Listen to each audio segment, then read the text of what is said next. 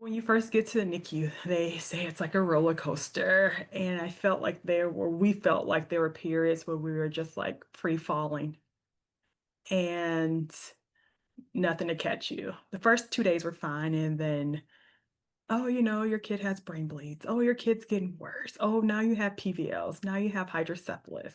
So then you start getting to the thing of quality of life.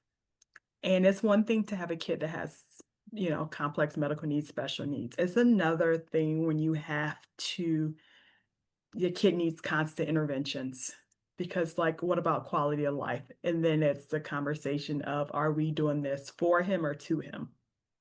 And so Jorge and I had different views on how to navigate care.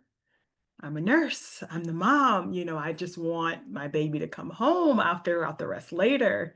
He was an engineer, see the world black and white. So he's looking at the head ultrasound and he see, oh, that's a lot of fluid where there should be brain matter. Like, what does that mean for his quality of life? And then, he grew up in a third world country where he literally had to work for 2 years and he bought his own ticket to come to America.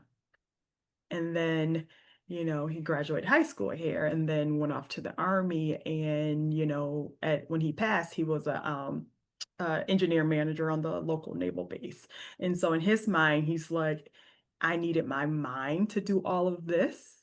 It wasn't so much the physical illness for Colin. It was more like mental, like what kind of quality life he's gonna have. And then we send him off into the world. And then when we die, who's gonna take care of him?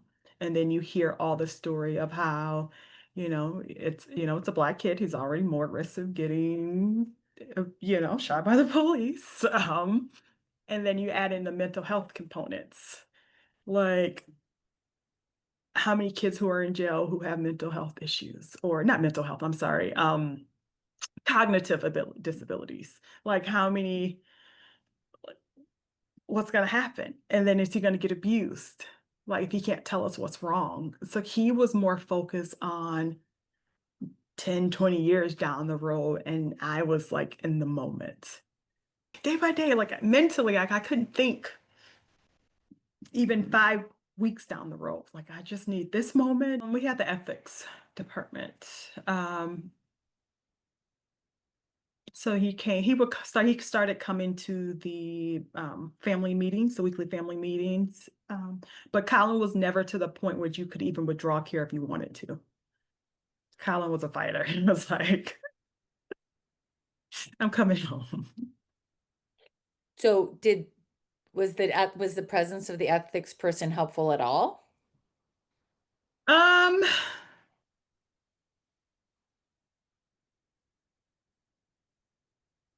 Maybe a little bit, I'll say, just for it probably gave my husband a different perspective of even if you thought because there was a time when we thought that my son had what's called lissencephaly, which is almost always fatal, and the kids die.